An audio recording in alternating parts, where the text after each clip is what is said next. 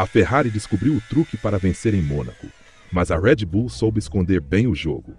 Bortoleto assusta, e as McLarens ainda têm o seu coelho na cartola. O GP de Mônaco vai pegar fogo e promete ser o mais movimentado da história. Fica até o final para saber tudo o que está rolando. Agora já aperta o DRS no botão do like e junte-se ao paddock mais quente da temporada no botão subscrever. Vamos acelerar. O brilho do sol em Mônaco revelou algo que poucos ousavam acreditar.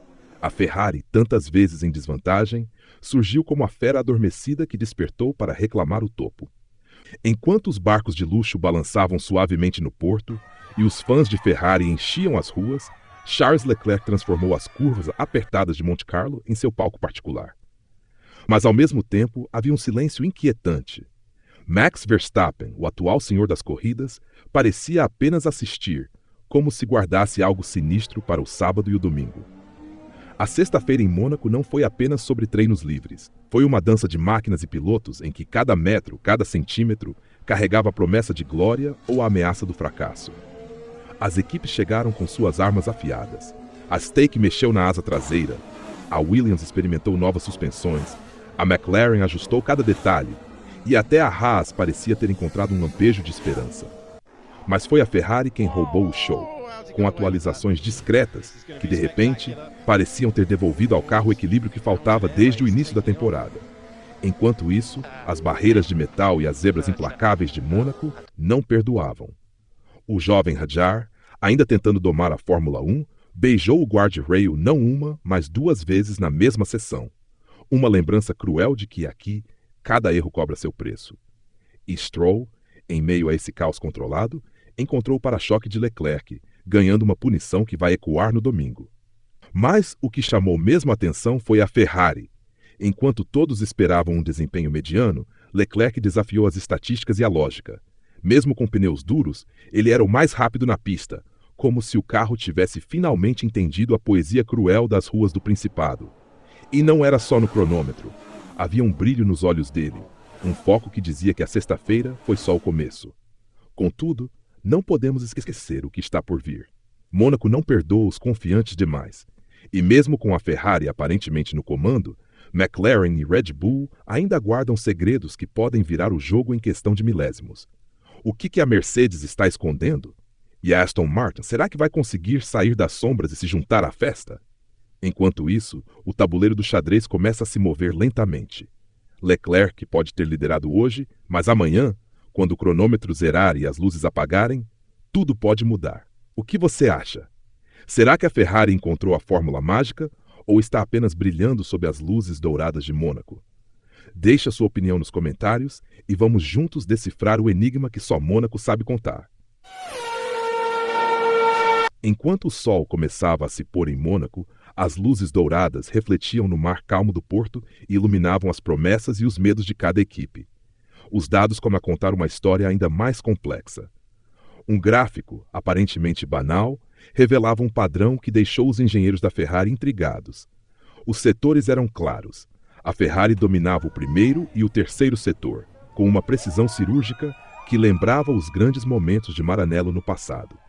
Mas a McLaren, sorrateira, aparecia no segundo setor como um predador pronto para dar o bote. O que realmente surpreendeu foi o dinamismo entre os pilotos. Oscar Piastri surgia forte nos dois primeiros setores, mas tropeçava no último, como se algo escapasse das mãos no momento mais crucial. Já Leclerc parecia dançar com o carro, estava no top 3 em todos os setores, mostrando que, mesmo sem updates milagrosos, havia algo diferente no SF25. Era confiança? Era pura técnica? Ou era só o fato de correr em casa, sentindo cada curva como extensão de seu corpo? Hamilton, sempre calculista, surgia como um enigma. Ele não liderou, mas no terceiro setor, onde a coragem encontra o talento, foi simplesmente o mais rápido. A velha raposa ainda sabe onde atacar. Norris, com a McLaren, surgia como uma ameaça silenciosa, sólido no segundo e terceiro setor, mas hesitante no primeiro.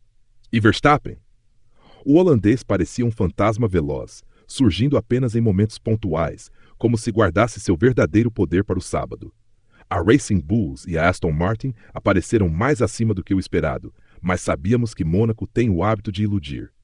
Como um cassino com suas roletas viciadas, às vezes um bom treino livre não significa nada quando chega o sábado. Por isso, mesmo que a Ferrari tenha dado um soco na mesa, todos sabiam que a história real ainda seria escrita nos próximos capítulos. Enquanto as câmeras mostravam os carros rasgando as ruas históricas, o paddock fervilhava de teorias. Será que a Red Bull estava realmente escondendo o jogo, apenas esperando a hora certa para dar o bote? Ou será que as McLarens, afiadas como navalhas, tinham algo a mais guardado? Uma coisa era certa: quem não aparecer forte no qualifying vai ter que contar com a sorte. E em Mônaco, a sorte costuma ser caprichosa. E no meio de tudo isso, uma nuvem de incerteza pairava sobre a cabeça de Leclerc. Ele sabe, melhor do que ninguém, que Mônaco é um palco de extremos. Pode ser o lugar da consagração, mas também o do desastre. Então, a pergunta que não quer calar: será que essa Ferrari renascida vai aguentar a pressão que vem com o sábado? Fica até o final, porque essa é só a ponta do iceberg. E amanhã a gente vai ver quem está pronto para mergulhar de cabeça no abismo de Mônaco. No meio dessa sinfonia de motores e medos, surge um detalhe que não pode passar despercebido: as atualizações quase invisíveis, mas decisivas, que as equipes trouxeram para Monte Carlo. Se para algumas o acerto de suspensão dianteira era questão de vida ou morte, para outras, como a Ferrari, o segredo parecia estar na harmonia entre as asas traseiras e o duto dianteiro. Uma orquestração delicada para encontrar aquele downforce perfeito que faz toda a diferença nos becos apertados de Mônaco. O gráfico dos melhores setores mostrava que a Ferrari não só estava veloz, como também tinha consistência. Nada de explosões de velocidade isoladas. Era um ritmo que se repetia, setor após setor, como se o carro e o piloto tivessem finalmente encontrado um diálogo silencioso, quase espiritual. Mas esse gráfico também contava outra história. A Alpine, afundada no fundo do pelotão, parecia mais uma vez perdida, uma equipe que não consegue transformar potencial em resultado. Já a Haas, surpreendentemente, brilhou no terceiro setor, como um lampejo de esperança em meio a um mar de incertezas. Os engenheiros se debruçavam sobre esses números como monges decifrando escrituras sagradas. Porque sabiam que em Mônaco cada décimo conta, e um erro de acerto de carro pode ser o fim. A pista não perdoa. Uma zebra mal calculada, uma freada 1/1000 de segundo tarde demais, e o sonho se despedaça contra o guardrail. O paddock estava elétrico. Cada conversa de boxe, cada sussurro entre engenheiros era carregado de tensão. Quem tinha guardado o melhor para o sábado? Será que a Mercedes, quieta até então, estava só esperando para surpreender? Ou a McLaren, com seus pilotos arrojados, ia dar o bote no momento mais inesperado? Enquanto isso, Leclerc, o príncipe de Mônaco, caminhava pelo paddock com a serenidade de quem sabe que carrega mais do que apenas a esperança de um time. Carrega o peso de uma torcida apaixonada e a maldição de anos de frustrações em casa. Cada curva, cada metro, cada batida de coração parecia sussurrar o mesmo segredo. Em Mônaco, nada está decidido até a bandeirada final. A sexta-feira em Mônaco também foi marcada por um detalhe que ninguém pôde ignorar: a punição para Oliver Bearman. Em meio ao caos controlado do treino livre, o jovem piloto da Haas acabou ultrapassando sob bandeira vermelha. E isso em Mônaco é um erro que custa caro. 10 posições no grid, um castigo cruel justamente numa pista onde ultrapassar beira o impossível. Para Bearman, significa que o domingo já começa como um muro a ser escalado. Mas nem tudo foram más notícias para a Haas. A equipe, que tem alternado entre promessas e decepções, encontrou alguma luz no fim do túnel. Ganhou 2 décimos em relação ao ano passado, um avanço que, por mais modesto que pareça, pode significar sobrevida na batalha de meio de pelotão. Só que em Mônaco, cada vantagem conta, e Bearman vai ter que lutar contra mais do que apenas os muros estreitos. Do outro lado da garagem, a Mercedes parecia um gigante adormecido. Os dados mostravam um meio segundo mais lento que o ritmo de 2024. Sinal de que os testes arriscados que a equipe trouxe para Mônaco não deram o resultado esperado. Mas Toto Wolff, como sempre, se manteve enigmático. Quando questionado sobre o futuro de George Russell, ele foi direto: estamos totalmente alinhados. Não existe esse negócio de protelar. Para Russell, um alívio. Para o resto do paddock, um lembrete de que a Mercedes ainda está disposta a lutar, mesmo em um ano que começou no escuro.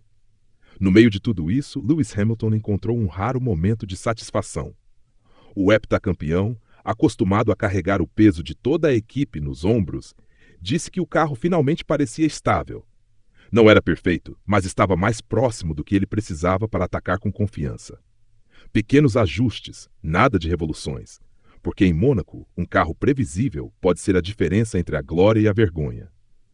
Enquanto os mecânicos trabalhavam até tarde nos boxes, as luzes de Monte Carlo continuavam a brilhar como se nada pudesse dar errado.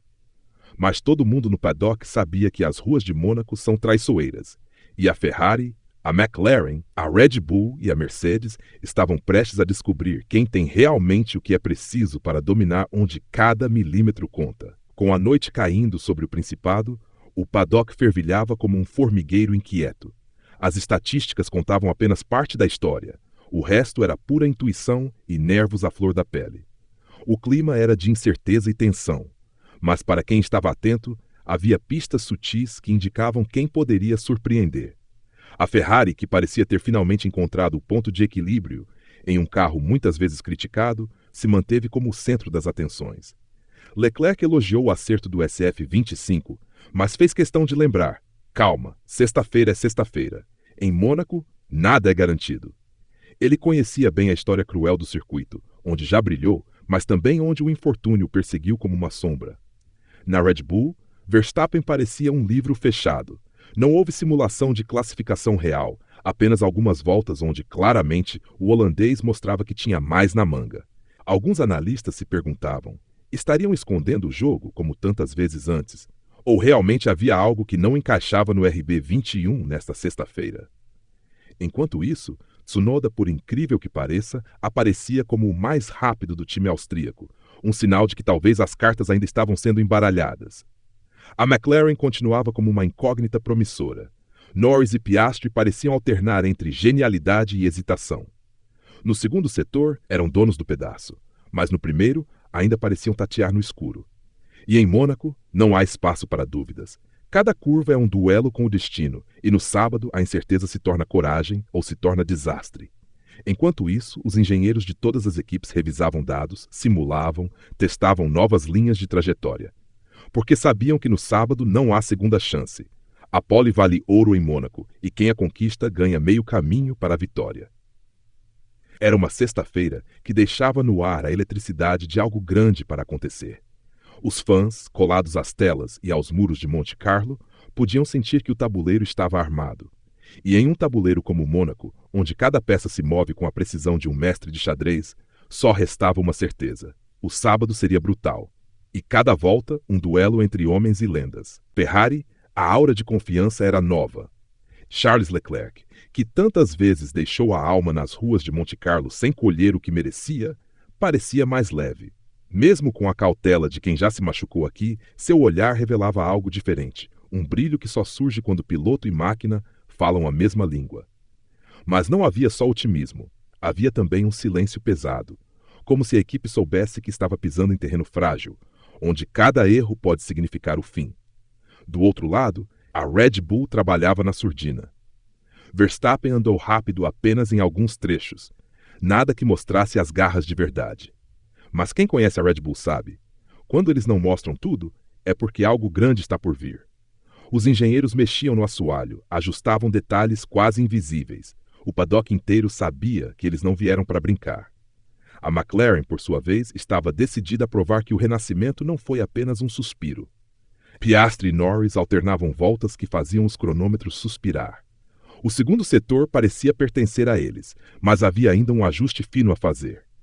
Para Mônaco, porém, onde a perfeição é obrigatória, o menor detalhe pode ser o diferencial entre a glória e a decepção. Enquanto isso, a Mercedes tentava entender onde tinha perdido o meio segundo que a separava do ano anterior. Toto Wolff, sempre enigmático, garantia que Russell estava confortável e que o futuro da equipe estava seguro. Mas quem olhava de fora via um time que, por ora, ainda não tinha encontrado a centelha certa para incendiar as ruas do Principado.